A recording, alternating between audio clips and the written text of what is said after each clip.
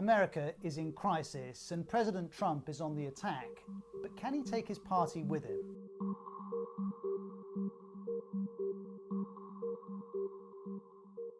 Republicans know the deal. Criticize the president and he'll bite back, and it's likely to be personal and public. Certainly many senior Republicans have reassessed Donald Trump. Back in 2016, Marco Rubio called him a con artist. Lindsey Graham went for jackass, nutjob, and race-baiting xenophobic religious bigot. Much later, and with Trump in the White House, he took that one back. There was this message too. I am all in. Keep it up, Donald. I'm sure you're watching. There's also this from Senator Ted Cruz before the election. This man is a pathological liar. Mr. Cruz has changed his mind too. The Republican Party has come around. Well, 2020 is now proving to be an extended loyalty test. In February, Republicans acquitted the president in his impeachment trial. In November, there's an election. And as spring turns to summer, to borrow from this Washington Post headline, gripped by disease, unemployment, and outrage at the police, America plunges into crisis. And it does have the highest COVID-19 death toll in the world. There are historically bad unemployment figures and racial tensions are being laid bare. The president's leadership in this crisis is a new test of what Republicans approve of. Here are some examples. First, Donald Trump's language. He's called protesters thugs and lowlifes. He's also tweeted, "When the looting starts, the shooting starts."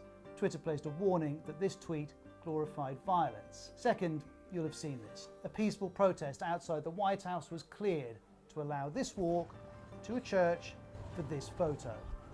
Third, the president continues to routinely demonize the press.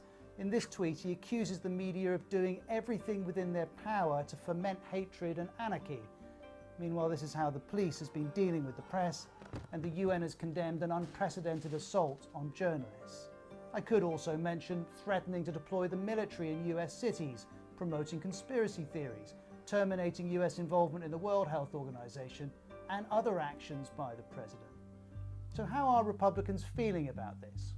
Well, one senator's criticized the tone of the president, and several others were asked about clearing that crowd for the church photo. Senator McConnell, was what the president did last night the right thing to do? Senator, nice to see you. Was what the president did last night right? Elsewhere, though, Mitch McConnell said he wasn't going to critique other people's performances. Senator Ben Sasse had no such qualms. He released a statement saying he's against clearing out a peaceful protest for a photo op that treats the word of God as a political prop. Ted Cruz, though, sees it differently. And I am glad the president yesterday led by going to St. John's Church, an historic church in our capital city that was firebombed by terrorists. It was important for the president to be there and say, we will not be cowed by terrorists. This range of reactions is symptomatic of the delicate political situation Republicans find themselves in. However, the question is whether Trump's words and actions take Republicans outside of normal political calculations. This article in The Atlantic argues that they do, asking, why have Republican leaders abandoned their principles in support of an immoral and dangerous president? That, of course, is something they deny doing.